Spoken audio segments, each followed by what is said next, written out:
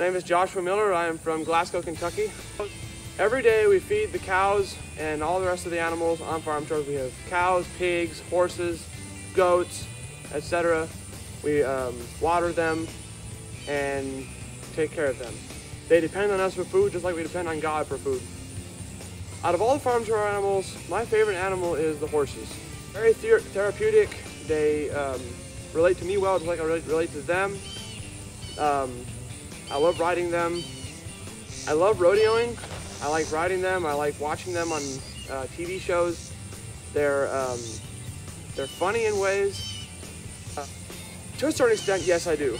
I see myself as a rodeoer in the future, or as a cowboy in the future, just because I enjoy them so much. With practice and with God's help, yes, I could.